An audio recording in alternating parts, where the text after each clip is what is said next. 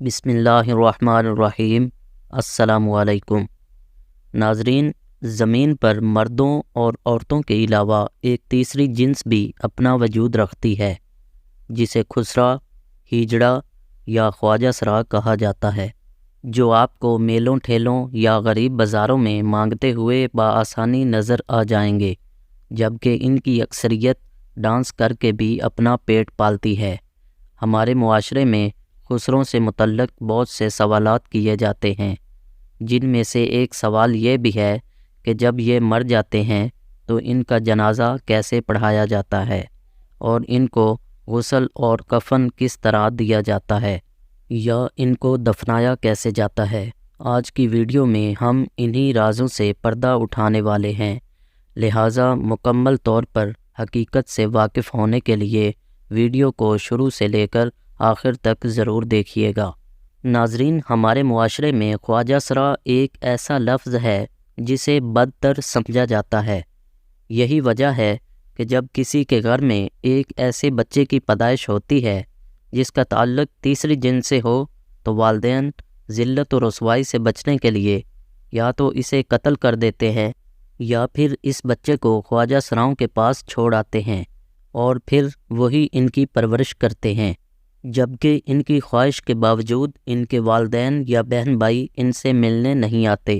یہاں تک کہ جب یہ خواجہ سرا وفات پا جاتے ہیں تو تب بھی کوئی گھر والا ان کو لینے نہیں آتا، اور ان کے کفن دفن کا بندوبست بھی وہ خود ہی کرتے ہیں۔ یہاں خواجہ سراؤں کے جنازے سے متعلق کچھ لوگوں کا خیال ہے کہ ان کا بالکل بھی جنازہ نہیں ہوتا اور ان کو اٹھا کر ایک قبر نما گڑھے میں رکھ دیا جاتا ہے اور پھر اس گڑھے کو بند کر دیا جاتا ہے، یہاں تک کہ ان کی قبر کا نشان بھی مٹا دیا جاتا ہے تاکہ مرنے والے خواجہ سرا کا کوئی نام و نشان باقی نہ رہے اور اس کا خاندان ذلت اور رسوائی سے بچ سکے۔ اس کے علاوہ یہ بھی کہا جاتا ہے کہ خواجہ سراؤں کا قبرستان علیحدہ آبادی سے دور بنایا جاتا ہے اور وہاں بھی ان کو رات کے اندھیرے میں چھپ کر بغیر جنازے کے دفن کیا جاتا ہے، یہاں تک کہ ان کو غسل سے بھی نہیں نوازا جاتا۔ ناظرین گرامی، آپ کو بتاتے چلیں کہ یہ تمام باتیں من گڑت اور لوگوں کی اپنی بنائی ہوئی ہیں، جن کا حقیقت سے دور دور تک کوئی تعلق نہیں ہے، بلکہ یہ تمام مضحکہ خیز باتیں ہیں جو خواجہ سراؤں کو تضحیک کا نشانہ بنانے کے لیے گھڑی گئی، اور ہمارا ان باتوں کو آپ کے سامنے رکھنے کا مقصد بھی یہی تھا کہ آپ ان من گڑت روایات سے واقف ہو سکیں۔ اگر ہم حقیقی طور پر ان کے جنازوں اور کفن دفن کی بات کریں تو جب کوئی خواجہ سرا مرتا ہے تو اس کے ساتھی خواجہ سرا اپنے سینے پر ماتم کرتے ہوئے ٹولیوں کی شکل میں اس کے گھر جاتے ہیں اور راستے میں اپنے مخصوص کلمات ادا کرتے ہیں اور ساتھ ساتھ اونچی آواز میں آہو فغاں کرتے ہیں، جس کے بعد یہ میت پر پہنچ کر مخصوص طریقے سے روتے ہیں، جس کے بعد اس میت کو غسل دیا جاتا ہے، اور یہ غسل ویسے ہی دیا جاتا ہے جیسے ایک عام شخص کے مرنے پر دیا جاتا ہے۔ اس کے بعد اس کا جنازہ قبرستان میں لے جایا جاتا ہے جہاں اس کا جنازہ پڑھایا جاتا ہے، اور یہ بھی ذہن میں رہے کہ خواجہ سرا اگر بڑی عمر کا ہو تو جس طرح بالغ مسلمان کی نماز جنازہ پڑھتے ہیں اسی طرح اس خواجہ سرا کی نماز جنازہ ادا کی جاتی ہے۔ لیکن جب کوئی چھوٹی عمر کا خواجہ سرا فوت ہو جائے تو پھر دیکھا جائے گا کہ اس خواجہ سرا کی جنس کیسی ہے۔ اگر اس کی مشابہت مذکر کی طرح ہے تو مذکر والی دعا پڑھیں گے، اور اگر اس کی مشابہت مؤنث کی طرح ہے تو لڑکی والی دعا پڑھیں گے۔ ناظرین گرامی، اس کے علاوہ ان کی ایک قسم جس کا معلوم کرنا بہت مشکل ہوتا ہے کہ یہ مذکر ہے یا مؤنث، یعنی بالکل ہی معلوم نہیں ہوتا کہ مذکر سے مشابہت ہے یا مؤنث سے، تو اس صورت میں لڑکے والی دعا پڑھیں گے۔ اب اگر ان کے دفن کرنے کی بات کی جائے تو ان کو بھی عام مسلمانوں کی طرح اسی قبرستان میں دفن کیا جاتا ہے، اور بالکل دوسرے لوگوں کی طرح ان کے لیے بھی قرآن خوانی کی جاتی ہے۔ ناظرین گرامی، خواجہ سراؤں کی ایک قسم ایسی بھی ہے جو ہر قسم کے جنسی اور نفسانی خواہشات سے پاک ہوتے ہیں اور فرشتے کی طرح معصوم اور پاک اذہان کے مالک ہوتے ہیں، جبکہ دوسرے مکمل طور پر ایک جنس رکھتے ہیں، لیکن روح دوسری جنس کی ہوتی ہے،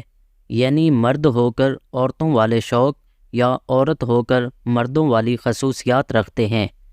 ان میں سے چند ہی ایسے خواجہ سرا ہوتے ہیں جو پیدائشی طور پر ہی اس خامی کے ساتھ پیدا ہوتے ہیں، جن کو مخنث کہا جاتا ہے۔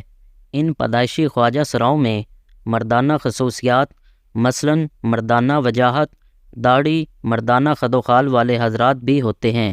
اور عورتوں کی خصوصیات مثلاً زنانہ خد و خال اور چال ڈال والی عورتیں بھی شامل ہیں،